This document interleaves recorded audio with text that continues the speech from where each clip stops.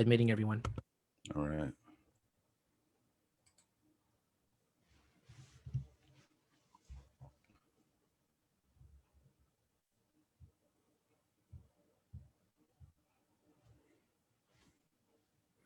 All right. It looks like we've got 15 people in right now. So All I want to right. welcome everyone for joining. Thank you guys for coming in. I'm Tony Owens. I'm Vice President for Bargaining at Seiu Local 1000. And I'm joined tonight by my wonderful moderator, Ms. Ross Sutton. Hi, everyone. Good evening. Good evening and welcome to the Talk with Tony Forum. And we're happy to have all of you live with us tonight. And Tony will be taking questions directly. So put your thoughts out there. And thank you.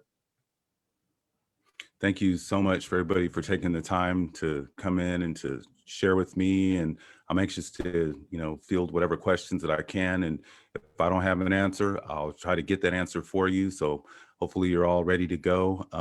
We have a couple of things that we definitely want to kind of get out in terms of information, but please, if you have any questions or if there's anything that's on your mind and you want me to answer that, then you have a couple of ways you can do that, and you can put that into the chat. Or if you want to raise your hand, then you'll get recognized. So everybody's muted right now, but if you actually want to participate and ask me a question directly, then just use the raise hand button, and then we'll unmute you and you can get your question in. So first of all, to start, what I want to do is, and also I want to say thank you to Soeb Hussein. He's the Zoom tech. As you'll see in the group, he's the one who's kind of managing the technical stuff for us tonight. So thank you to Soeb Hussein. So with that being said, I wanted to get started with a couple of topics that we wanted to make sure that everybody was aware of. There's been a lot of talk about our raises, the side letter agreement, that information that came out of that, the side letter agreement, and what it means in terms of the PLP and the ending. So just to kind of hit that at a very high level, we talked about the PLP, that's the leave program ending in July. And that was confirmed by the president a couple of weeks ago. And that was actually covered in the side letter agreement. The other thing that came out of that discussion or that post that she made was that the GSI, the 2.0, that's our raise for this year, that we'll be receiving that as well. The question that was open that I saw a lot of people had was regarding the 2.5% salary increase, and they were wondering whether or not we were going to receive that as well. And the short answer to that is no. And the reason why is because that 2.5% GSI was deferred via the side letter agreement to the last year of the contract. So in 2022, we would receive the 2.5. And so that, again, is sort of the short answer to that question. There's also an open question concerning OPEB and whether or not our contribution to that would actually resume. That's still kind of an open question. And then the other component, which was the $260 health stipend, we'll receive that throughout the duration of the contract. That's the $260 health stipend. So with that being said, that kind of covers most of the provisions in the side letter agreement, but we also want to be mindful of the fact that the legislature and the administration are kind of looking at the May revise in terms of what will happen in terms of our actual, the 2.0. What they were looking at is they're looking at that language that says that there had to be $200 million in savings that had to be basically discovered, explored, whatever word you want to use, from the cost savings task force. The cost savings task force was actually part of the side letter negotiations. And so what they were tasked with doing was to find the savings of this money. The thing that's interesting about that is the fact that we now have a massive surplus, California does, and then we have these federal dollars coming in. So it kind of almost renders the cost savings task force component as, kind of really doesn't make a whole lot of sense at this point. California is flush. And the actual PLP, the reduction in the 10% reduction and all of that was based on a projected deficit that did not happen. So we actually had a surplus then, and we have a surplus now.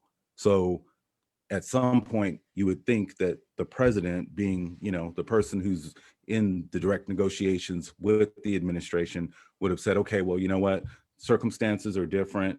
We have people that have suffered, so we need to make those people whole. We're state workers, we're essential. They called us essential, so you know what, how about some respect, and how about actually bringing us back to where we should be and giving us our raises. That's what should happen.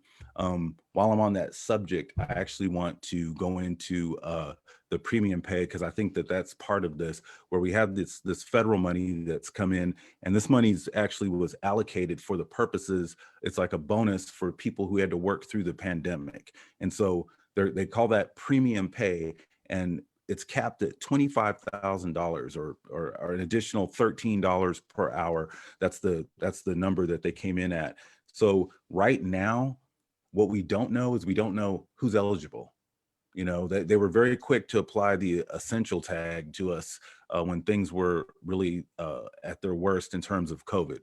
And so what we don't know is we don't know when and where are those discussions taking place where one would be considered essential and eligible for this premium pay. And so that's definitely on something that's on my radar, and it's something that I'm trying to find out everything I can, and as more information comes out, I'll definitely let you know about that. So with that being said, I don't see any questions, but I've been known to be kind of wordy. So Ross, if you got anything, please jump in and let me know. Actually, we do have a couple of questions from the same person, Adam, and I will go with Adam's first question. Tony, why don't you have a team? No VPs? Seems strange. Do you think that you can do this all by yourself? Does no one want to work with you? What's the deal? That's a funny question on some levels, because it's like I kind of do feel like I can work with anyone, and it's proven. I chose not to run with the slate because when I was elected to this position as vice president of bargaining, I came into this with really one purpose in mind, which was to make our union better, to find out how it works today, to find out what's going on, who the players are, all of that stuff, and to find out exactly what's happening, and to let you guys know about it, to let people know this is how your union functions, this is what it is, and then to figure out what we want to do about that. The thing that separates me from other candidates that are running is I'm not the inside guy who's been around forever. I'm not that person. I'm not the guy who's been in the union for 30 years and, well, that's the way it's always been. And that's not me. I'm the guy that when people said, you know what, I don't, you got to go get you some of this $90 pizza, and, making jokes about what they perceived as the failures of the union. I didn't think it was funny. I understood the joke, but I didn't think it was funny. I was thinking about my family and the fact that I had 2 little kids. So I was kind of like, maybe I can use that money myself. And so just that alone, just having those discussions and being around people that had been involved with the union for a very long time, it led me to understand that, there's a difference between the folks who are, have been in this thing for a very long time and kind of, where I'm bringing a fresh perspective. We have to look at the way we operate. One of the things that I think that we have to do immediately is we have to know where the money's going. We're right now, we operate under a situation where there's only one person that knows where union dollars go. As a vice president of the union, I've been restricted from that information because I don't need to know. That's the official reason. It's like you're not authorized or something. Well, we got to do better than that. We have to, members have a right to know how their union dues are being spent. That's number one. Number two, we have to look at how do we operate in terms of our efficiency. Are we serving our members everywhere that there's a need? When people reach out and they pick up that phone and they call their union, is there someone on the other end that's saying, hey, I understand your situation, and we're going to get somebody that's going to follow up on that for you, and we're going to have your back when we need to have your back. And then thirdly, it's, of course, negotiations when it comes to bargaining. We want to make sure that people have a sense that, you know what, you expect someone to go to the table and actually fight, where it's real, where it's like you're coming in and you're saying to the administration, you're saying to the governor's people, you're saying, you're going to take care of us, you're going to respect us, and if you don't, it's going to be a problem. And we see that in other unions all the time, where at some point the talks break down and they actually wind up taking it to the street and they make it known that they're serious. And right now we're in that situation where we're told, well, that's the way it is, this is going to happen, da da da, and it's unacceptable.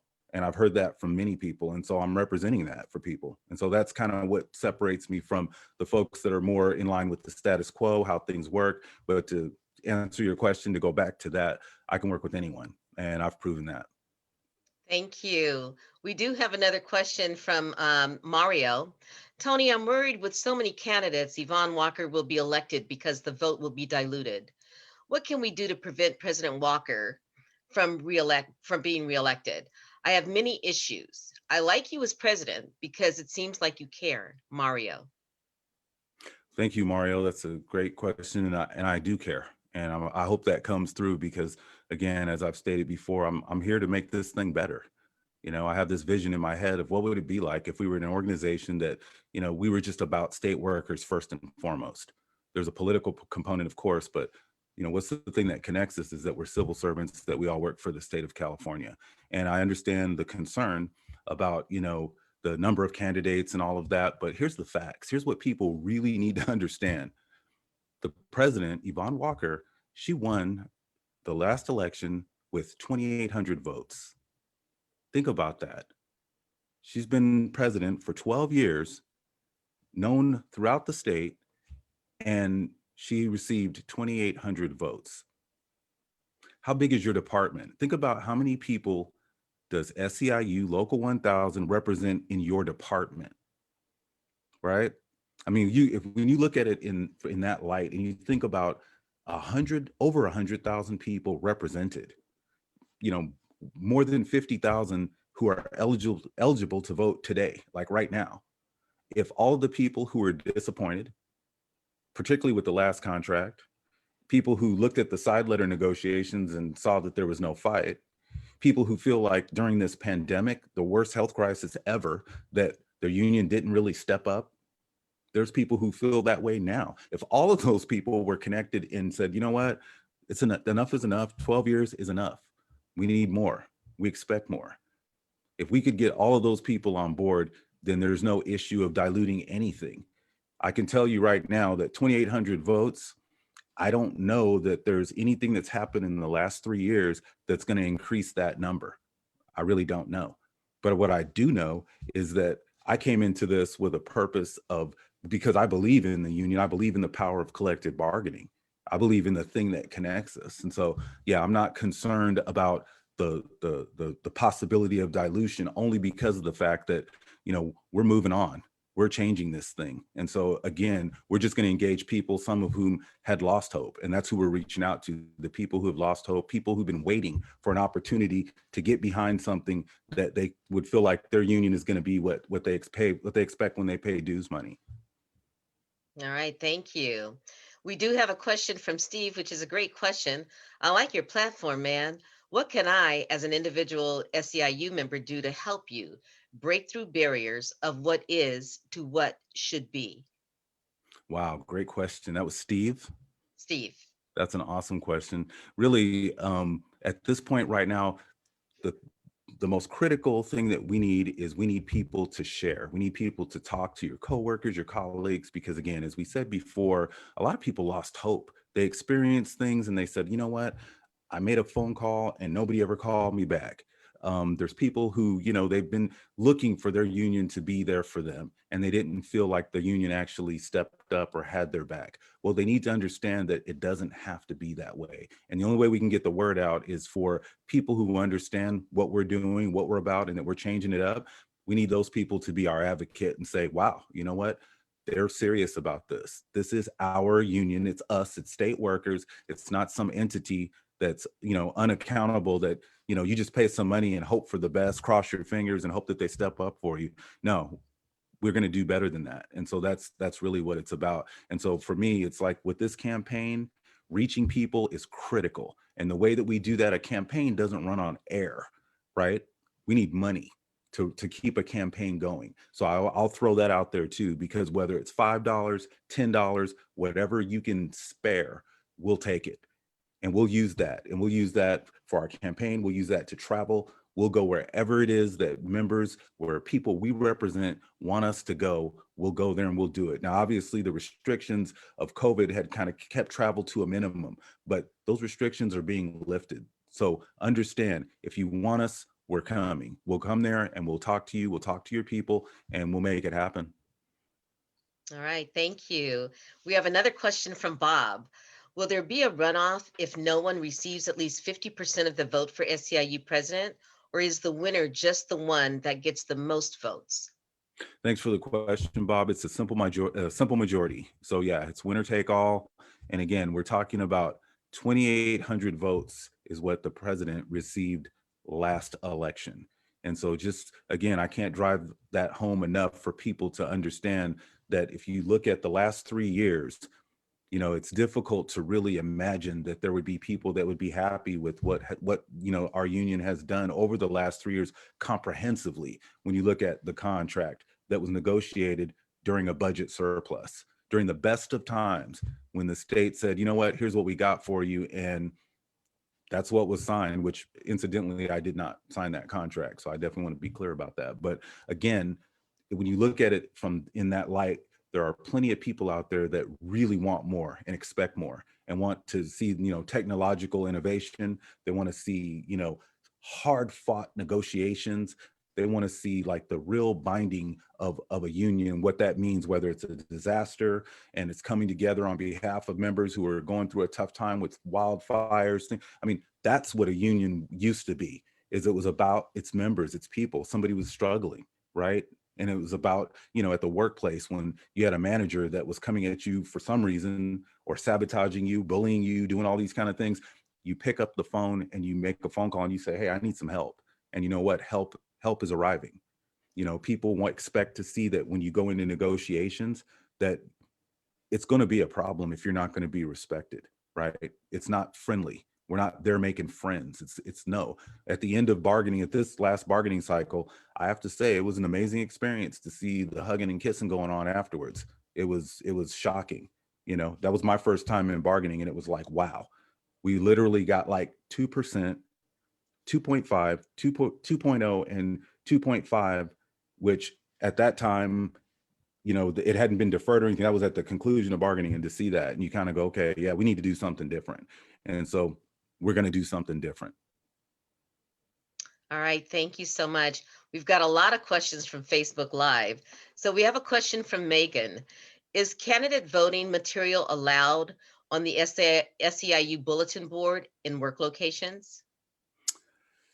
That's a good question. My instinct is no, in the sense that at one point, even on my campaign website, I had a link to SEIU, to the membership application, or excuse me, the membership tool that's on there. And I received a cease and desist from the union saying that I could not use union resources. So the short answer is, I would say, is no. I don't agree with that, by the way, but I'm saying that would be what I would assume that the union would say, is that you can't use campaign resources, or excuse me, union resources for campaign. Yes. And we have another Facebook Live question from Ryan. And I like this question. Are you willing to strike? Oh man, wow. Not only would I be willing to strike, I would be proud. I would be proud to take it to the street. I mean, yeah. I mean, the simplest way I can say it is this: if a bully approaches you and says, "I'm going to take your lunch money," if you made it known that there might be a scuffle, that you might not willingly give up the lunch money, that's usually like enough to send most bullies off to go find another target. And right now the state uses us like an ATM, and it pisses me off. Sorry, it upsets me. I don't like the idea that we can, have these nice civil negotiations and then come away with, a raise that doesn't cover the cost of living. That upsets me. So from that perspective, do I want to fight? Yeah, I do want to fight. And I want the state to know that I want to fight. Because then if they know you want to fight, maybe you won't fight. Maybe you'll get somewhere, right? But if they know that you're not going to fight, if they know that the people aren't behind you, then where's your leverage? So our leverage is our people. It's engaging folks. So with that being said, yeah, I'm totally down for a strike if that were necessary. And how we get there, there's a lot of meat on that bone, but let's just say this: I'm a fighter. All right, thank you. We have another question from Grace. Hi, Tony. Do you support abolishing the stipends received by SEIU Local 1000 leadership? It seems like those large stipends act as a disincentive against fighting on behalf of state workers. Here's what I'll say on the stipend thing. I'm not against the concept of a stipend, but here's what really bothered me about that was the way it was done.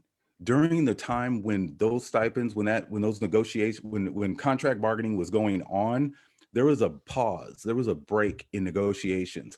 During that break, that stipend issue was brought to the board of directors, and there was a crazy meeting. And there's people that can speak to this. I wasn't present for this, but I know about it, and I've heard from people that were part of it. There was a 23-hour marathon session at the board of directors because they couldn't get it passed. And not only was it 23 hours, and the horror stories are crazy. There's people that talked about, they couldn't leave to take medication. We're talking about people that, have like low blood sugar and medical issues and things. This is how crazy this was. And not only that, the people who would have received the stipends did not recuse themselves from the vote. That's the part that made it sketchy for me. It's like, if you're the one that's going to potentially benefit from it, then how are you voting on it? You should recuse yourself from the vote and let the people decide, let the board decide whether or not, in fact, that's going to happen. So yeah, the way it went down was more problematic for me than the actual concept of a stipend. All right, thank you. We have another question from Troy Phillips on Facebook Live. How would you deal with the board of directors? Many just follow the leader on voting. Yeah, that's kind of the other part that I had to learn after I got elected. Not one person on the board was like, you know what, welcome. They didn't say that. There was no one that was like, welcome, brother. They'll use that term brother and sister all the time. But when we were elected and I walked through the door, it wasn't that kind of a reception. And so we found out real quick, real early that, we were part of something that really has a toxic level to it. And it's been that way for over a period of time. So the people that we're referring to are people that they haven't been at work in 10 to 15 years. Matter of fact, some of these same people are actually running right now. They actually are running campaigns to be statewide officers. But these are the same people who haven't been to work in 10 to 15 years. They're the same people that, they vote right down the line. If you look at any of the motions, anything we presented, I mean, we put motions out there to remove our support, or at least make a resolution to say that we don't support kids in cages. We don't need our pension money going into that.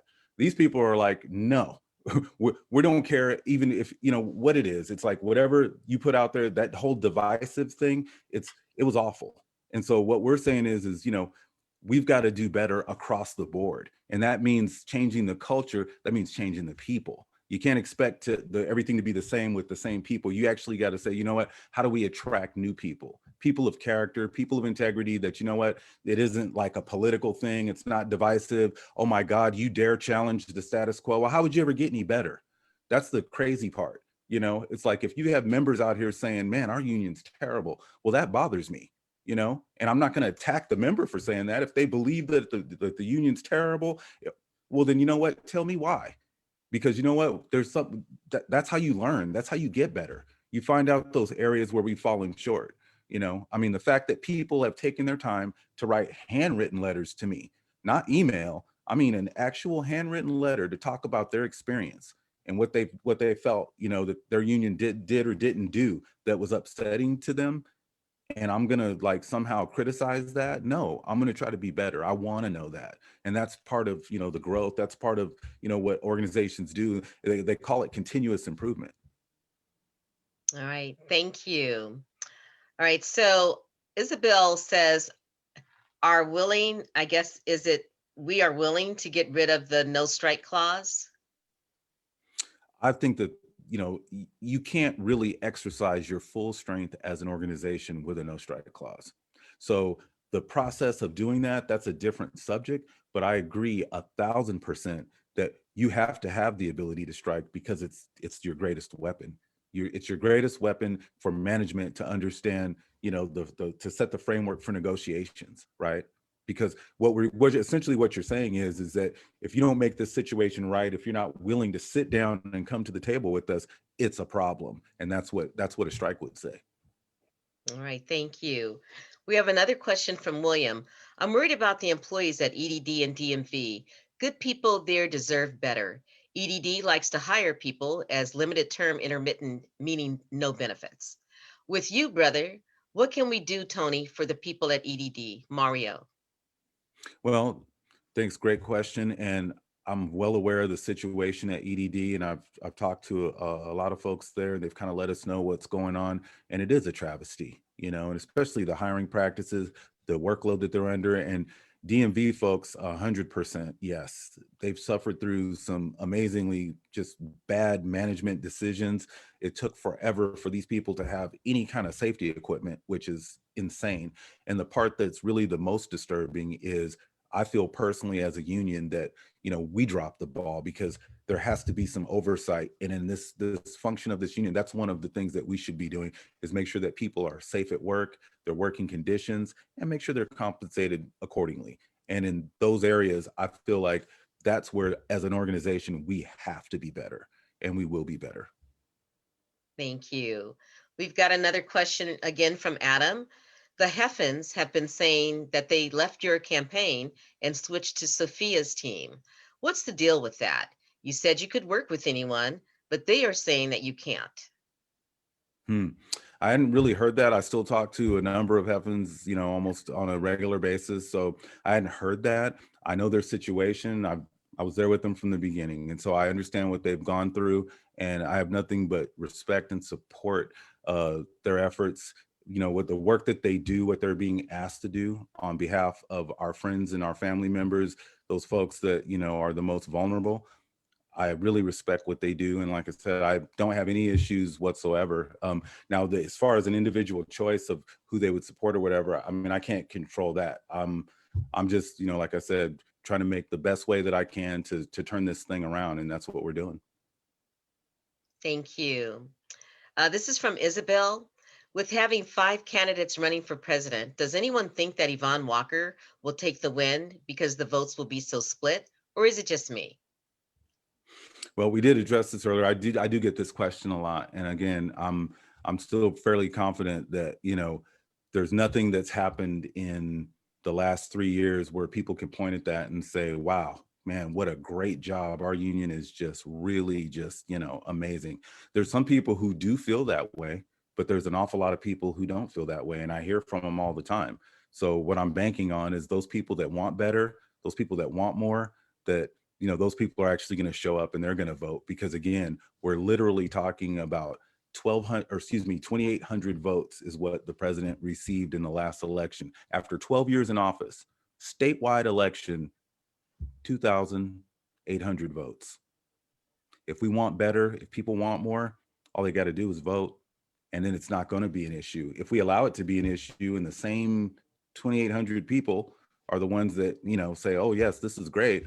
Well, then, yeah, there would be that chance. But, we're not taking any chances. We're talking to everybody, member or not, because if you're not a member, you can join up now, sign up now, become a member, cast your vote. Ballots go out April the 19th. Thank you. We have a Facebook Live question. I've read that CCPOA and IUOE have thrown their hat in the ring for the premium pay. Do we know if our current president has done anything for us? Well, the answer to that is no, and that's a problem. We believe that, again, in the interest of that word again, transparency, we should know. Again, those discussions are probably happening now, but where, when, is we literally don't. I'm not allowed to know. That's a problem.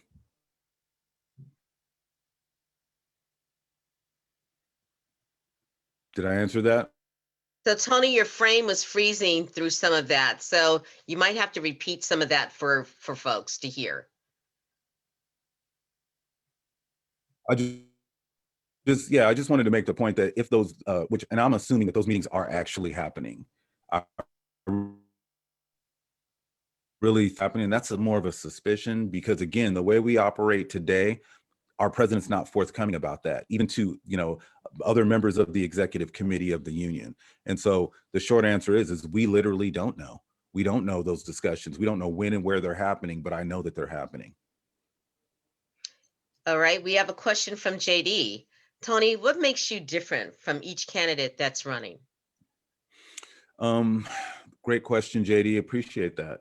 I think, and I touched on this a little bit earlier. I think the number one thing is that I'm a fighter, and when I say I'm a fighter, I don't mean just a fighter in terms of the state and management and those issues. That's a given. But I think in terms of a fighter, meaning that the status quo, what the union is today and how it works, I'm willing to stand out and speak about that as well. And I think what separates me is that I've proven that there's, and for people that know me, they know that I've never been afraid. I've always stood up for what I believe is the right thing to do, even if it was, unpopular or was going to bring, some attacks or whatever, some heat on me. I've done that. And so in the case of, again, the elections, as a brand new executive officer in the union, we called out some of the things that we saw that were happening that we didn't, believe to be right, that we thought were 100% wrong. We took those things to the president and said, this isn't right.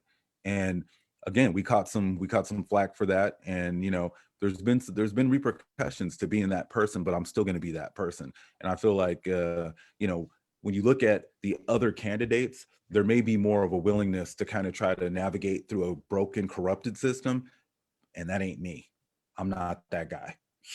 We're talking about turning this thing, around. We're talking about something new, something inclusive. We're talking about something where new ideas, new energy, fresh perspectives. We're talking about bringing transparency. Everybody will know what's going on. So again, we have a different sort of a mindset than the folks who maybe have been around for much longer, that, they have friends and colleagues that are in these various positions and all of that. I don't have any of that. I'm not here to make friends. All right, thank you. We have a question from Bill. Are votes coming from temp workers looked at differently? Please answer the question about moving temps to perm. Is this a waste of time? I don't know. I mean, I've heard some discussion about it, and I feel like there's definitely a lot of meat on that bone. But I will say this, though, depending on what the length of time is, what we're talking about, whether it's 6 months or whether it's a year, I think that there is some consideration that should be given to someone that's been on the payroll for up to a year, right? I think there has to be a metric applied there. And so, again, like I said, I feel like there's definitely a lot of meat on that bone, and it's something that we'll definitely be looking at. Thank you. We have a question from Steve. How can we ensure that these ballots are counted fairly? It hasn't felt that way in the past. Yeah, we've definitely heard some stories, and based on my experiences, I have no reason to doubt some of the shenanigans that people have reported that took place. With that being said, we know who the vendors are, and we have the dates when, the actual counting and the receiving, and we plan to be there. We plan to be there to observe every step of the way, and if we can't, it's going to be a problem. The other thing is, and I'll kind of reiterate what I said before, if there's enough people that are voting, it's going to be a lot harder to manipulate anything for any shenanigans to be pulled off. So the other thing is we're going to do is we're just going to reach a whole bunch of people and say, you know what, don't wait. It's time. Vote now, vote early, and we're going to be there every step of the way. Thank you. And Tony, what are some of the current issues that you're working on with individual units? Department wise, I think my main priority right now is still, as it relates to health and safety, because we have, departments where the compliance with CDC and CDPH regulations, Cal OSHA, in terms of COVID infections, that sort of thing. So like specifically like a franchise now is, again, been, just through it. And my heart goes out to those folks, because it's tough to show up to work and know that you have active, infections, and, you're not seeing like the cleaning, they're not closing the building, there's different things going on. And so, we're trying to work with those groups. We'll continue to, put the pressure on, the management in these places because the bottom line is as Cal OSHA can't be everywhere at once. They can't police everything all the time. And that's where the union comes in my opinion. That's part of what we do in terms of health and safety. We had a health and safety committee formalized within our policy file, our rules, that was deactivated some time ago. We've been pushing and we're still pushing and we're going to keep pushing, because we need a health and safety committee right now. And that's what we want. We want to be able to say, you know what, there is oversight. So when I get those phone calls, when I get those texts from people saying, hey, this is what's going on at work, that we can get right on it and we can make sure that those departments that are not in compliance, that they know that there's somebody that's going to be following up on that. All right. Thank you. What can you offer to win back um, those who left the union due to political activities unrelated to state jobs? Our union was making calls for Democratic candidates in Georgia. Right. Yeah, here's my thought about that. A lot of people feel that there should be like literally no involvement in politics whatsoever. And I don't think that that's the answer, because I don't want to ever say that we're not going to have a voice. We're 100,000 strong, and we're the ones that are considered, as they use the word, essential.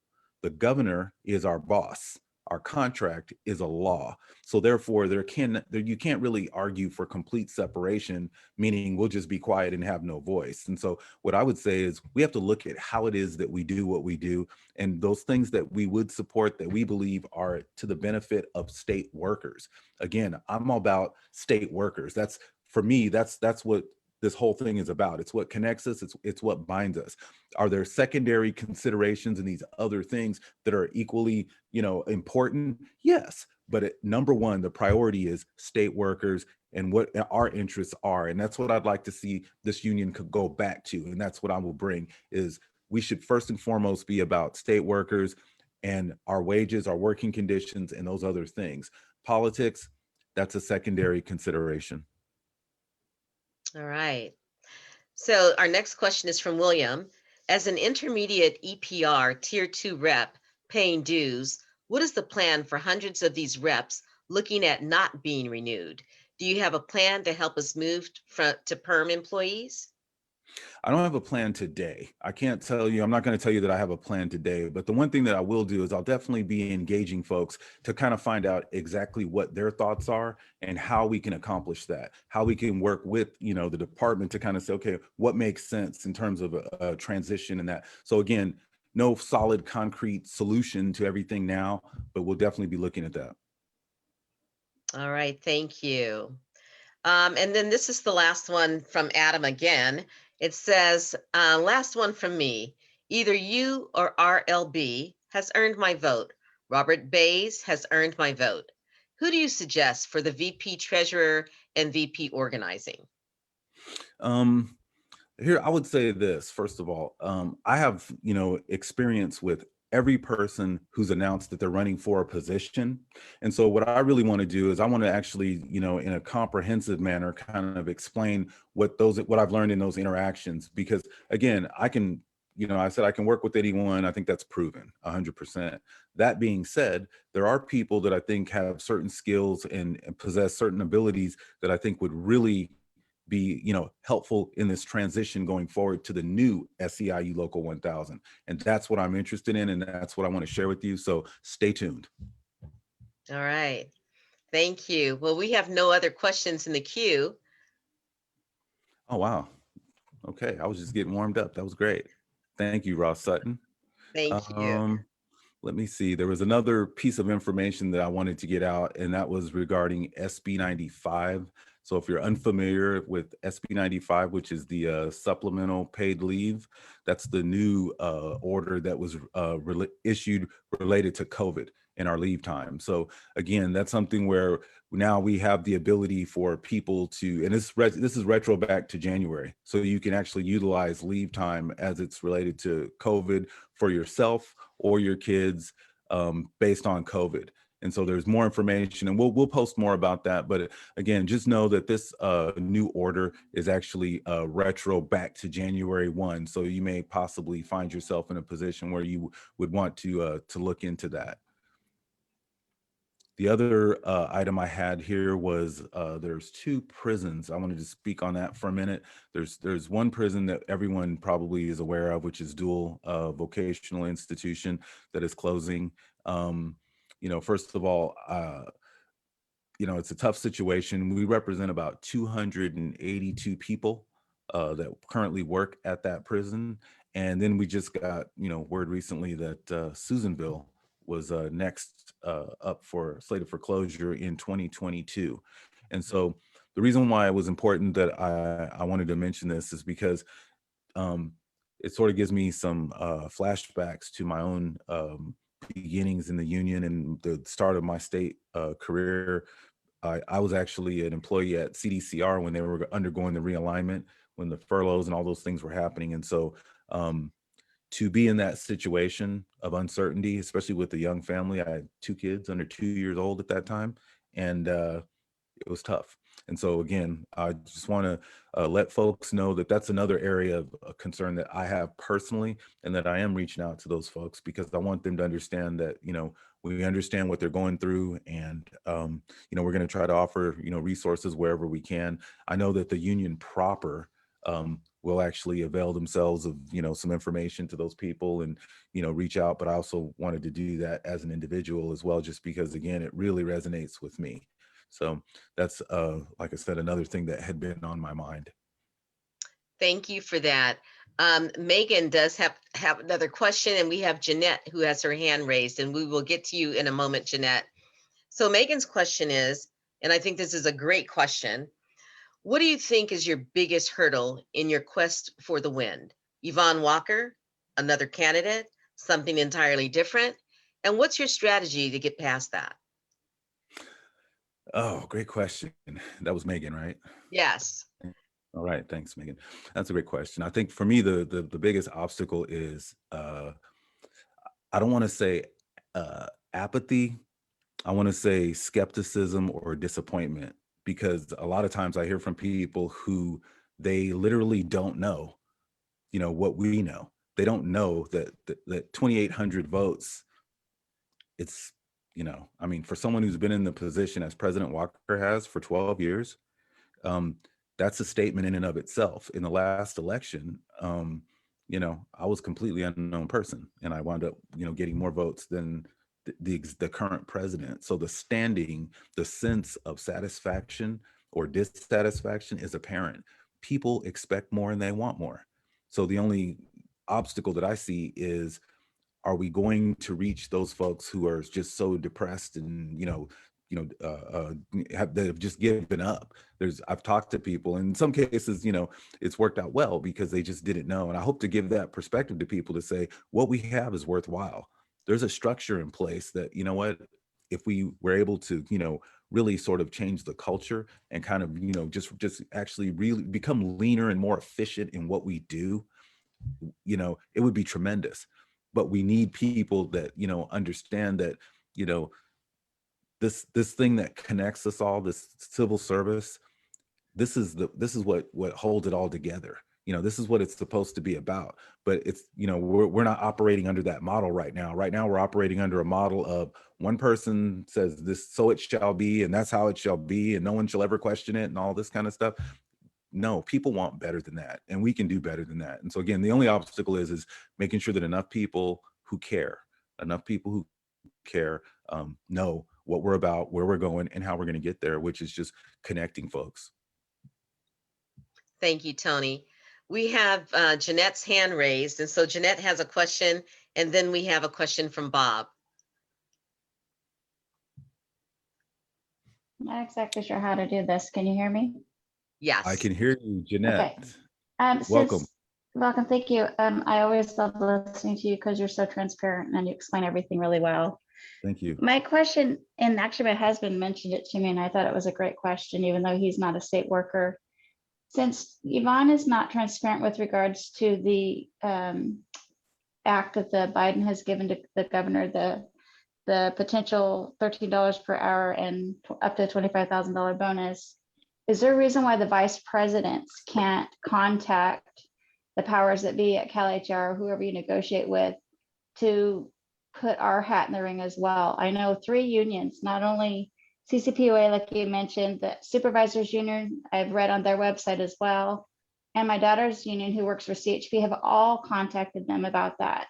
But yet every time that it's asked on the SEAU website, the Facebook page, nobody responds to us. Nobody seems like they care. We're just curious, if she's not doing anything, can you go around her to ask on the employee's behalf?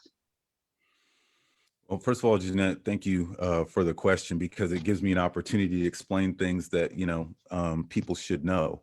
And it's the way that we operate. So today, if the president decides that she wants to go and, discuss, matters pertaining to, the money, Cal HR, anything like that, she can do that. She can go have these meetings, and the state, they're not going to say, well, where's the rest of your people?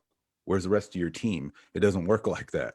So with that being said, if we don't know about it, we just don't know about it, and when she decides that she wants to, have do a video or to talk about it, she'll talk about it when she wants to talk about it. And that's how it works. That's the model that we've been under for almost 3 years now. So when people, we've received, a pretty, heavy dose of criticism from the standpoint of what we weren't able to accomplish in our current roles for that reason, because it's like, you can't get information, certainly not in a timely fashion, but for the most part, it's up to the president to say whether or not, anyone's going to be included in any of that. So the shorter answer to your question is if I were to reach out to Cal HR and say, yes, I would like to, engage in this process, Cal HR would say, oh, we're dealing with Yvonne Walker. She's your president. And so that's already been established. And that was established even throughout bargaining. And it's terrible. It's really terrible if you're not going to be open. We have rules. I mean, there's litigation based on the idea that we have rules that we don't follow. And, I'll just say that for now. I won't get into the gory details of it, but there's litigation pending based on the idea that as elected officials of the union, that any door could be closed to us, that any information could be restricted. We were duly elected. And it's, I'm ashamed on some levels that I even have to say that, but people need to understand what's at stake. This isn't a game. We're talking about people's lives during a pandemic. During a pandemic, we're still told that there's no place for you at headquarters. You can just go back to work and we got this. And then I'm hearing from people saying, oh my God, I'm terrified to go to work. There's infections. We don't have this. We don't have, so yeah, it's, there's a lot of things that need to be changed. But the first thing that has to happen is we've got to have some leadership that's going to be, attentive and interested in people's lives, the people that you're representing. And that's how we start. So my next question then would be, if you become president, I would assume you would scrap everything she's doing and you would come together as a team with your VPs and come up with the best options for the employees. Absolutely. And again, we have bylaws and we have a policy file. They're not perfect, certainly, especially the bylaws supersede the what we call the policy file. And it definitely needs some work. But the first thing we have to look at is, who we are. First of all, we have to know how the money is being spent, because that's a big, huge secret, which is terrible on some levels. We need to know what the money's being spent on. We need to know how we're functioning, who people are. We have layers. Our union today is sort of modeled after the state, which is like we have layers of management. We got people running around. No one knows what this person does, and they don't answer to me. They're like, I don't care if you're elected. It doesn't matter. I answer to, the president. I mean, so that's the kind of environment we have right now, where people literally can be like, and again, some of these people I'm referring to, and you'll hear more about this later, but some of these people I'm referring to, they're lower level officials in our union today that are running around saying, I don't have to tell you anything. And, and you're saying, well, wait a minute, I mean, so it's pretty crazy right now. And the thing is I've spent almost 3 years in this position, just learning who these people are, why our union's in the condition that it's in, and where we can improve, where we can be better. That's what I bring that no one else has, is that perspective of the guy who's representing for state workers to come in and go, are you kidding me? Right? This, we're going to be better. I mean, I'm 100% confident that, when people understand, the people who understand that, 2,800 votes is, that's not impossible. That's doable. More than that. So that's the whole concern about, splitting the vote and all that stuff. I understand. Yeah, that could happen if, 3,000 people vote. Yeah, split those three ways. We're not stopping there. This train is running. We're going to change it. And this is our time right now. This is for state workers across the board. Now is your time. We're going to do this together. All right, thank you. So we have about 10 minutes left, and we've got about another 3 questions. I'd like to try to get everybody in within those 10 minutes. So Bob's question is, can you address the issue of MST class misclassification at DIR? The union sure dropped the ball. Yeah, and I was only made recently aware kind of that situation, but again, without having, the detailed knowledge of what the plan was and who's working on that, I couldn't really get into the specifics of it, but I'll definitely find out what I can and we'll talk about that more offline. Tony, I think that your frame is freezing too. So, and I want to get into these other two questions. Tony, this is from JD. I've heard that you were in the military and worked in an ER room, CDR, only person to sign and file an HR1 against Yvonne. You respected a union, no majority vote against contract. Is this all true? Yes, if I understand the question, I think he was referencing the fact my military service, serving in the Air Force. Yes, that's where I got all my technical training from. Working in an emergency room, I was an ER technician in a level 1 trauma center for a god number of years, like 9 years of doing that. So that was some good experience there. And then what was the third thing that he had mentioned there? Filing an HR1 against Yvonne. Oh, that was the disciplinary thing. So yeah, that was just kind of alluding to the fact that, if you want to know about somebody who's willing to step out on a limb, yeah, the disciplinary process in the union is called an HR1. So when it became apparent that the president was going to just bypass, rules to say, how it, meetings were supposed to be held and, the sharing of information being part of the executive committee, then I followed the process. The process is disciplinary. It's called an HR1. And, I think what JD was trying to point out there is he probably has some knowledge that no one else signed on that. And, that's disappointing on some levels, but at the same time, it's who I am. I was not afraid to do that. And I did do that. All right, thank you. And then we have a question from Tanisha Grant. Tony Owens, how would you enforce accountability across the board? Can DLC presidents be replaced? How will there be more visibility at each agency? Yeah, I think that's a huge question, Tanisha. Thank you. And I think that that's one that goes right to it. It's like we have people today that, they hold these titles. What are they doing? What are they doing? I hear from people all the time. They can't even tell me who their DLC president is. And I have to say, that upsets me. It really does, because, you're expecting to be on union leave. You're expecting, to have this title. But what are you doing? What are you doing for people? They're putting their trust in you. They voted for you to represent them, and you're at the actual work site. And so, yeah, that's definitely on my radar, and it's something that it has to change, and it will change.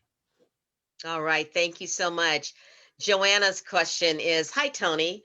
I'm not a member, but I'm considering joining again.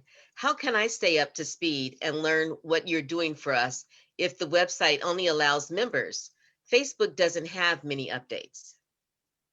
Right. And that's something that, that's also on my radar, is the communication, because for some reason, which we won't get into in the interest of time, but the union suspended the emails, just sending emails to, your state email address or whatever, based on, privacy or something. So there was a reason that they gave for that. But I think, for me going forward, I think that, because the way we work now, I think we're going to have to consider, carving out some space on department intranets. And every department has an intranet when you log on. And instead of, a bulletin board, since, some of us aren't even going into the office anymore, it's like we need to have the equivalent of that. And again, it's part of just the whole technological advances that we need to make. I'm an IT person by, trade. So, it only makes sense. It's something that we had talked about a long time ago, which is, to have at least some territory carved out for the virtual bulletin board. And I think that should happen. And it could be fairly easily accomplished. Just like they said, teleworking, oh, the state's not ready, it can't work. Oh, no, well, COVID said, yes, teleworking is going to work. And I think we can virtualize our bulletin boards as well. And we have a comment from Megan. When you get your win, what are you going to do first? Go to Disneyland? Ooh, I'm scared. That's a great question. I'm scared to go to Disneyland because of, the COVID thing. I'm still trying to figure out, I'm a Sacramento Kings fan. So, I'm still thinking about what it'd be like to be in the arena with, 20,000 people. I'm just not in a hurry to have like 20,000 people on top of me. But I do owe my kids a trip to Disneyland. And they let me know that too. So that's a possibility. All right, thank you. All right, so we have no more questions in the queue. So Tony, do you have any final thoughts you'd like to share with people, particularly about the ballots and when they'll be mailed out and what they should do if they don't receive one? Sure. Thanks for teeing that up for me. Ballots go out April the 19th. And again, we want to make sure that the MRC, that's the Member Resource Center, we want to make sure that they have your current address, your current mailing address. And so, the first thing you should do is check your membership status, go to seiu1000.org, and then make sure that you're a member. If you're not a member, then join, sign up, help us do this. We can do this. Help us do this. Second, when you receive your ballot, or excuse me, before you receive your ballot, you want to call the MRC. That's the Member Resource Center, and we'll put that number up so that you can see that. But basically, it's like you want to make sure that they have your current address. And then thirdly, talk to people. Talk to your colleagues. I mean, again, we're COVID has changed the dynamics, and so just talk to the folks that and say, you know what, we have a chance, because we do. We have a great chance to really turn this thing around, and so. That's it. So Tony, we have one final question from Melina, who's asked this question twice. So I want to make sure she definitely gets an answer. She said, second time, Tony, do you have any updates on our last raise? Any updates on our last raise? So I guess the question would be is when is the next raise coming? And so I kind of mentioned that, and I'll say that again, that the 2.0% raise for this year, that's going to happen in July, along with the ending of PLP. That's already been confirmed. And so that's the 2.5 that we should have received in the first year of the deal that was deferred to 2022. And so that's the current status of our raises. All right. And then finally, can you give us an update on the masks? I know that there are Vote for Tony masks. Can you talk a little bit about that? Definitely. I wished I had one on me right now. Go to the website, tonyowens.org, and click on donations. There's a link there on the page, and you can actually get your very own Vote for Tony mask or t-shirt. And I think I forgot what the price is on that. But if you just want to just do a donation, again, like I said, campaigns don't run on air. So please consider, we have a couple of different ways to do that. If you want to do the Cash App, you want to do Venmo, whatever you can find that you can put towards our campaign and to help us turn this thing around would be greatly appreciated. And I want people to know, if you want to set up a Zoom call or something like that with some folks in your unit, we're definitely good to do that too. So again, if it turns out that, we can even make a trip to an area and meet some people, we're definitely open to doing that. But right now, technology, we're leveraging it. So if you want to set something up, contact us, and we'll be happy to set up a call and meet with some folks and, discuss some of your issues. Like I said, this is going to be a different experience. It's going to be a new union, a new Local 1000 that listens to members and that is truly member-led, not just like a slogan, but no, actually we're about what members want, the people that we represent. Thank you. All right, Vanessa's last question. Our steward stated that they'll be going around collecting our ballots. Is that allowed? No, actually what you'll want to do is you'll want to put your ballot in the mail. These are mail-in ballots. So don't give your ballot to somebody else. No. If you want to be responsible. What you would really want to do is you'd want to drop that in the mailbox, and you'd want to see it go into the mailbox with your own eyes. That's what I would recommend to anyone. Yeah. All right. Well, it's now 7:59, and I want to say thank you to everyone. You had some absolutely positively great questions. So kudos to you. We did. Thank you. Thank you, Ross Sutton, for doing a great job as always moderating. Thank you. I hope thank you, Soyeb. You just made it Very, very smooth. Thank you so much. Absolutely. Absolutely. Thank you all for joining us. Again, it feels like the time flew by fairly quickly. And I can't wait to do it again. Hopefully we'll have another one coming up here real soon.